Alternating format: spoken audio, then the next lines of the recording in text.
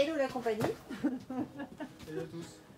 On va vous parler de ce système de filtration, dans le Earthsheet bien sûr.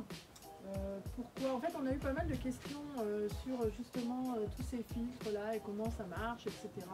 Le coût que ça a, l'installation, comment on a fait, etc. Alors moi, j'ai rien fait. Donc c'est plutôt le technicien là, qui va tout vous expliquer. Non. Et donc on va essayer de répondre au mieux à toutes les questions que vous nous avez posées, tout simplement. Ici, il manque des réponses, et maintenant vous mettez sous la vidéo vos questions et puis on y répondra au plus vite.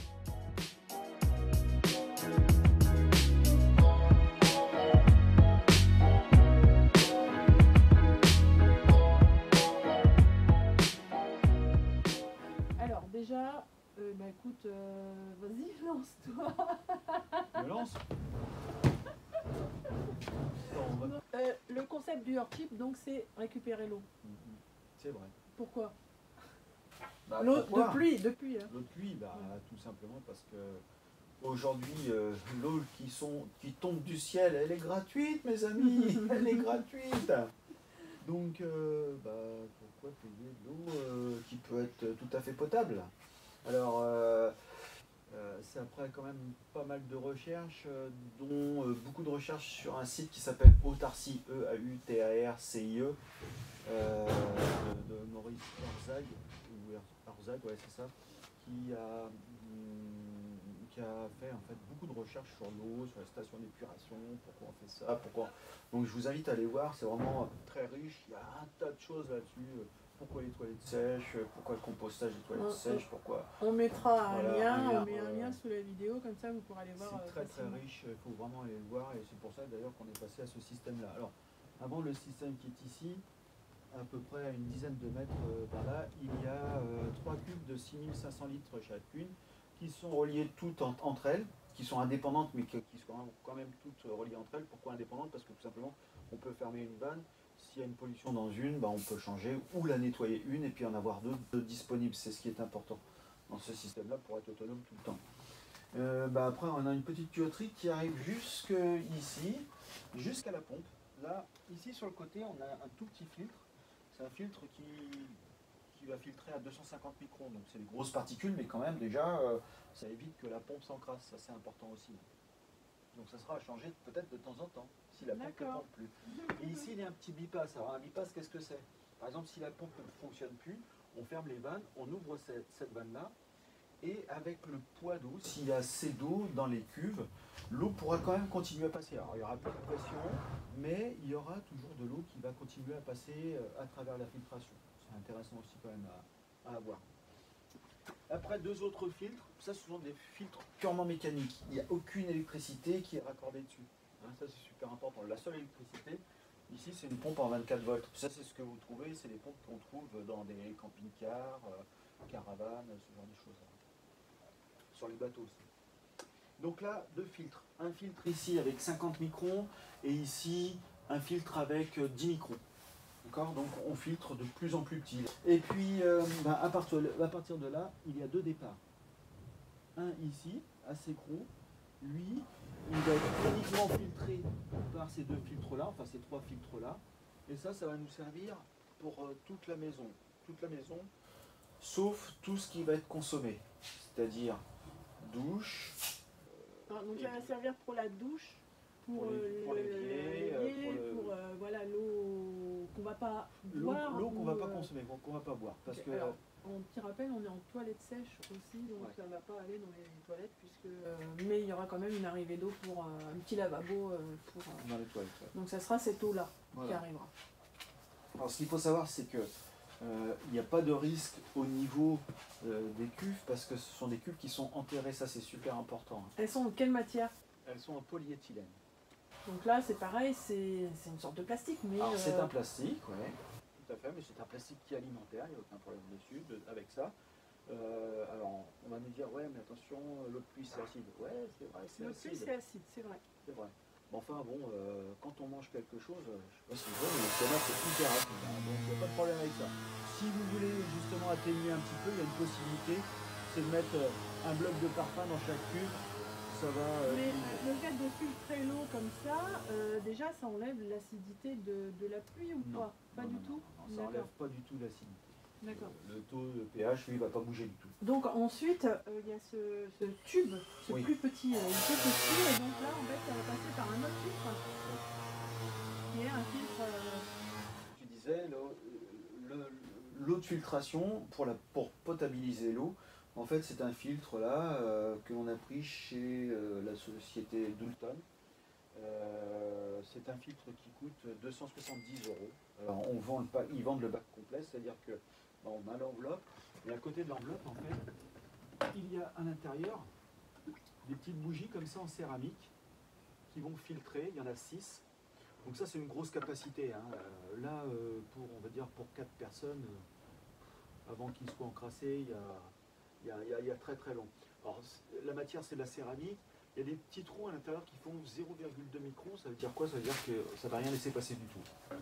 Donc ça, c'est l'idéal pour potabiliser l'eau. Et à côté de ça, ils vendent avec une petite brosse pour pouvoir les nettoyer. Parce qu'il est bien évident qu'une fois que le filtre est aggloméré de particules, il ne laisse plus passer d'eau. Donc on nettoie uniquement avec ça? Voilà. Ça suffit. Et à peu près tous les combien? Ça, c'est très simple. Hein. On va le voir tout de suite. Hein. Dès que ça commence à diminuer en pression, hop, on les sort. On passe un coup sur chaque bougie en céramique. Et après, on remet à l'intérieur. Et hop, on remonte. Et c'est bon. Alors le fait de nettoyer ces bougies, ça veut dire que on les change pas, on les nettoie uniquement. Oui, alors il y a une durée de vie quand même. D'accord, qui est à peu près de combien? Alors ça c'est fait pour faire 1500 litres. D'accord. Et bien avec évidence, c'est plus pour, on va dire, du collectif, quand il y a beaucoup de monde. Là, pour une famille de 4 personnes, je dirais que pour moi, il y en a pour 4-5 ans, hein, sans aucun problème. 4-5 ans sans les changer? Sans les changer, okay. En nettoyant. Et puis, parce qu'ils disent de changer tous les ans, bien évidemment. Mais bon, c'est quand c'est au maximum de sa capacité. Et là, on ne sera jamais à 1500 litres. C'est pas possible. Un jeu de bougies en cartouche, un jeu de cartouches céramiques, pour changer les 6, ça coûte à peu près 80 €. 80 € tous les 4-5 ans. Donc plus l'investissement de départ. C'est pas énorme. Donc le principe du Earthchip, c'est être autonome en eau. Donc c'est pour ça en fait qu'on a cette installation qui va rendre l'eau potable, puisque c'est une eau que l'on va boire aussi. Donc en passant par ce filtre Doulton, après c'est vrai qu'on a aussi, du coup on est déjà en eau potable, en eau de récupération de pluie, on la boit déjà, donc on a le filtre Berkey. Voilà, c'est encore un plus, vraiment si on a peur que l'eau soit pas assez filtrée.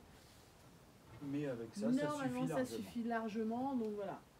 Donc il est bien évident qu'à côté du robinet de l'évier, on a un autre petit robinet dont on se sert uniquement pour boire, pour cuire les aliments et tout ce qui s'ensuit. Ce qu'il faut savoir, c'est à peu près une trentaine de litres par personne d'utilisation d'eau potable par jour, par personne. Bon, vous faites le calcul, c'est pas énorme. Donc on va essayer de répondre à quelques questions, comme par exemple le coût, tu nous as donné le coût en fait du filtre Doulton. 270 € l'enveloppe avec les 6 cartouches, le pack, et puis après le remplacement des cartouches, les 4-5. Et après au niveau, l'installation c'est lui qui l'a faite, donc voilà, après si vous êtes un petit peu bricoleur, c'est faisable. Ouais, c'est trop. Et puis après sinon un peu au niveau un peu de toute l'installation, ça revient à peu près à combien? Après, ça dépend de l'envie de chacun, de stockage. Hein. On va dire qu'une cuve de 5000 litres en béton, c'est 1500 €. Un filtre comme ça, c'est une quinzaine d'euros avec la cartouche. La pompe coûte un petit peu plus cher, ça coûte à peu près 200 €. Plus les raccords, un peu de tuyauterie, encore une centaine d'euros. Voilà. Donc ça fait à peu près 500 € quoi. Sans parler des cubes. Ouais, les matériaux. C'est ça. Voilà, ça a été fait l'autoconstruction par nos petites mains. Donc comment on en a parlé? Alors oui, comme j'ai posté en fait une photo sur les réseaux, On m'a dit, il y a des pneus derrière, c'est dangereux niveau santé. Alors, ne vous inquiétez pas, c'est un Earthship, donc forcément les murs sont montés avec des pneus. Et donc le torchis va venir bientôt, là on l'attend, et il sera bien sûr posé derrière, et ça sera tout à fait possible de le mettre derrière, il y a de la place. Vous voulez voir pneu sol, PNEUSOL. Bah, on mettra, toutes les informations aussi le là-dessus. lien aussi, donc pour aller voir un petit peu qu'il n'y a pas de risque, puisque ce sont des pneus qui ne sont pas neufs, qui sont déjà usés, donc je vais vous dire que toutes les particules elles sont déjà elles sont, en fait, dans la nature. Elles sont sur la route, après il pleut, donc ça va dans la mer, ça s'évapore et ça revient. Petit détail, bon, on l'a fait, j'espère que ça vous suffira pour vous expliquer un petit peu comment ça a été monté. Posé aussi comme question, on a sur la perte de charge, la puissance de la pompe, tu as dit elle était de combien la puissance de la pompe, parce qu'on a dit il y avait beaucoup de filtres, donc ça risquait d'avoir une perte de charge. Oui, bien sûr, même les coudes, la longueur de tuyauterie, tout ça c'est des pertes de charge. Enfin, ce qu'il faut savoir, c'est qu'à partir du moment où les cartouches sont nickel, ça va passer tout seul. Après, on va le voir, hein, au robinet, ça va diminuer en pression. Ben là, il faudra agir, c'est-à-dire nettoyer les filtres, les changer. Hein. Et ça, c'est une pompe qui fait 20 litres par minute, à 4 barres de pression. Alors, le nom des filtres, ce genre de filtre-là, vous en trouvez dans tous les magasins de bricolage. Ça, le nom, c'est Doulton. Voilà. J'ai mis ici un petit manomètre pour voir la pression qu'il y a en sortie des pompes, enfin en sortie de pompe et sortie des filtres.